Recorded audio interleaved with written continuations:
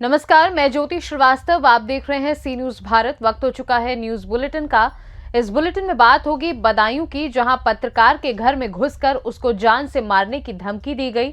साथ ही बात होगी बिजनौर की, जहां सिपाही की संदिग्ध परिस्थितियों में हुई मौत। और बात करेंगे पुंछ की, जहां 2 और सैनिक मारे गए और मरने वालों की संख्या हुई 4। इन तमाम खबरों पर विस्तार से करेंगे चर्चा। तो आइए शुरू करते हैं जिलेवार खबरों का सिलसिला। बदायूं में पूर्व अल्पसंख्यक आयोग के सदस्य मनोज मसीह के बेटे ने घर में घुसकर पत्रकार को जान से मारने की धमकी। शिकायत पर कार्रवाई न होने पर पत्रकार संगठन आईजी बरेली को प्रार्थना पत्र सौंपकर कार्रवाई की मांग की है। बदायूं में बीते 2 दिन पहले निष्पक्ष समाचार पत्र के जिला संवाददाता छबील चौहान के साथ पूर्व अल्पसंख्यक आयोग के सदस्य मनोज मसीह बेटा, ऋषभ मसीह बेटी यशी मसीह और ऋषभ की पत्नी समेत 3-4 अज्ञात व्यक्ति घर में घुस आए और गंदी गंदी गालियां देने लगे। साथ ही मारपीट शुरू कर दी और कहा कि डॉक्टर सुमन की बेटी ने ईसाई धर्म अपना लिया, तो डॉक्टर सुमन को ईसाई धर्म अपनाने से क्यों रोक रहे हो, और पत्रकार के घर में घुसकर मारपीट कर जान से मारने की धमकी देते हुए फरार हो गए थे। थाना सिविल लाइन्स इलाके के बिलसी रोड लोड़ा बहेड़ी निवासी पत्रकार छबीले चौहान ने एसएसपी समेत आला अधिकारी को शिकायती पत्र देकर कार्रवाई की मांग की। 2 दिन बीत जाने के बावजूद पुलिस द्वारा कार्रवाई न होने के कारण आज पत्रकार संगठन ने एडीजी बरेली को प्रार्थना पत्र साफ कर शीघ्र कार्रवाई की मांग की है। बीती देर शाम अपने दफ्तर से घर पर जा रहे थे, तभी ऋषभ और उसकी बहन यशी मसीह और पत्नी और 3-4 अज्ञात लोगों के साथ घर में घुस आए। मारपीट और जान से मारने की धमकी देते हुए कहा, सब लोग मिल जाओ, अपना धर्म छोड़कर ईसाई धर्म अपना लो, नहीं तो अच्छा नहीं होगा। इसकी पूरी घटना सीसीटीवी कैमरे में कैद हो गई है। फिलहाल पुलिस पूरे मामले की जाँच कर रही है। ये आज जिलाधिकारी कार्यालय पे आप आए थे। ये था कि 18 तारीख के लिए मनोज मसीह का बेटा और मनोज मसीह की बेटी और उनकी बहू जयश्री, तीनों लोग और 3-4 अज्ञात व्यक्ति अपने सरकार उनकी गाड़ी मनोज मसीह की गाड़ी से आए और घर पर आकर बोले कि आपको धर्म परिवर्तन करना है, धर्मांतर करना है, आपके लिए पैसे की डिमांड की जाएगी। मैडम को ब्लैकमेल किया, मैडम का माइंड वॉश कर दिया मेरी पत्नी का और कहा भाई आप भी ईसाई बन जाइए, और ईसाई नहीं बनते हो तो हम आपके लिए करेंगे। फिर हमने मना कर दिया, हमने विरोध किया। हम जय श्री राम के भक्त हैं और हम जय श्री राम ही बोलेंगे। इतनी देर में उत्तेजित हो गया उनका लड़का मनोज मसीह का, और उसने दीवार उस पर मेज पीटना शुरू कर दी। मेज पीटते हुए बोला, साले तुझे अभी देखना है कैसे नहीं बनेगा। जबरदस्ती कई लोग थे। इस संबंध में आपने कहीं अभी तक तहरीर? हमने तहरीर दी है, अभी आईजी साहब से मुलाकात हुई है, अभी आए थे, और हम हो सकता है कि मैं अगर कार्रवाई नहीं होती 1 सप्ताह के अंदर मैं धरना प्रदर्शन करूँगा। बदायूं से सी न्यूज संवाददाता प्रताप सिंह की रिपोर्ट।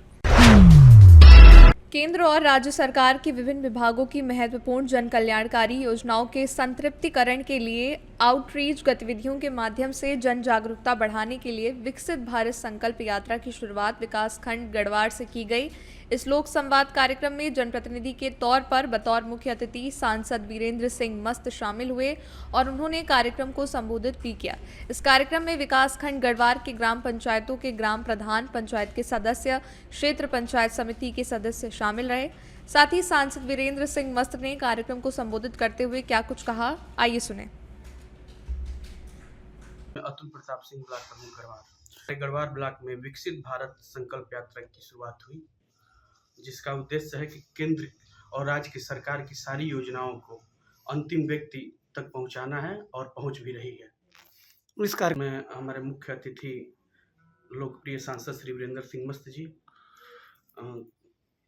जनपद के जिला अधिकारी महोदय, जनपद के मुख्य विकास अधिकारी महोदय और हमारी देवतुल जनता और क्षेत्र पंचायत सदस्य प्रधानगढ़।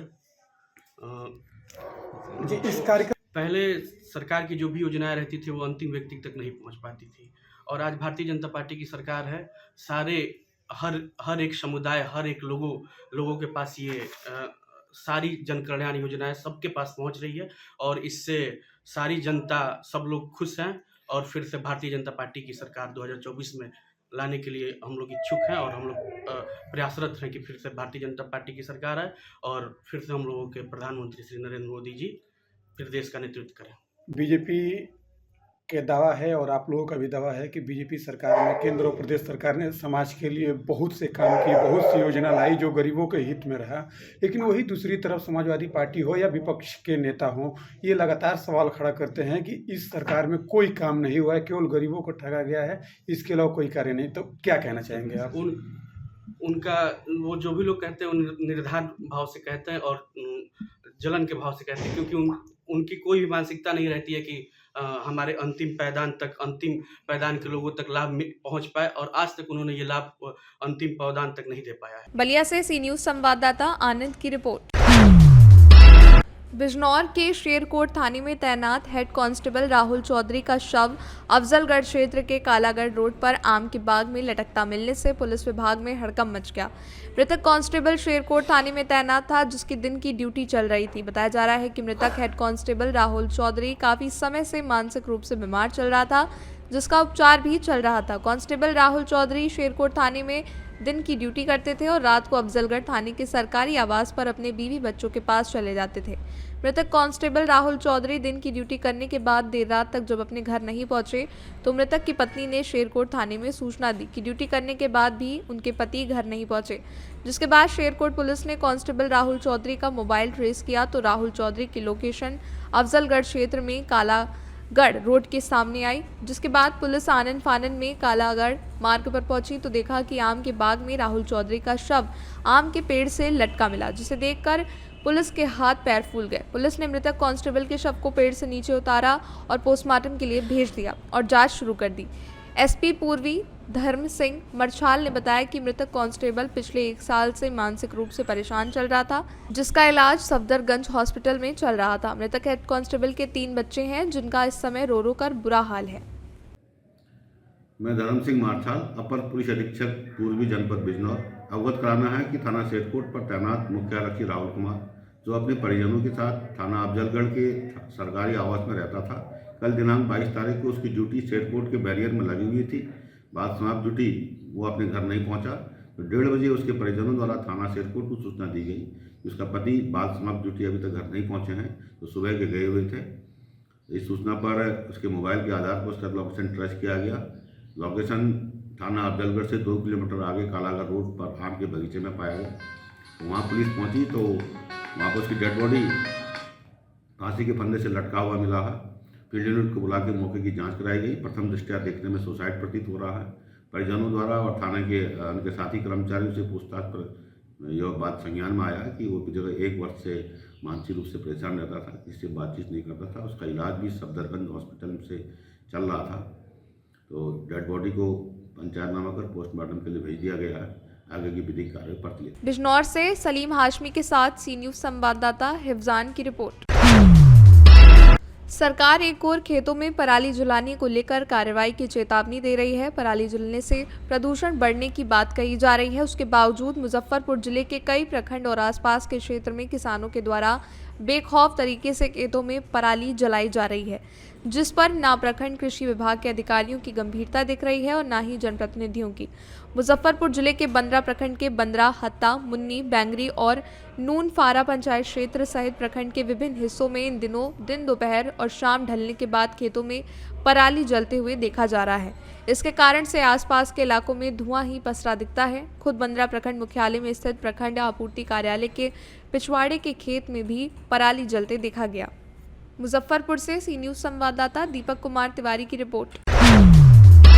राजौरी जिले के कालाकोट इलाके में चल रही मुठभेड़ में 2 सैनिकों की मौत हो गई, जिसमें एक कैप्टन सहित 4 सैनिकों की मौत हो गई। शुरुआती गोलीबारी में घायल हुए 3 सैनिकों में से 2 सैनिकों ने अस्पताल में दम तोड़ दिया। अधिकारियों ने पहले बताया था कि कालाकोट राजौरी जिले के बाजी इलाके में आतंकवादियों और सुरक्षा बलों के बीच मुठभेड़ शुरू हो गई है। जब ये रिपोर्ट दर्ज की जा रही थी तब रुक रुक कर गोलीबारी चल रही थी। पूंछ से सी न्यूज संवाददाता तजिंदर की रिपोर्ट। फिलहाल के लिए इस बुलेटिन में बस इतना ही। देश दुनिया की बाकी खबरों को जानने के लिए आप देखते रहिए सी न्यूज भारत।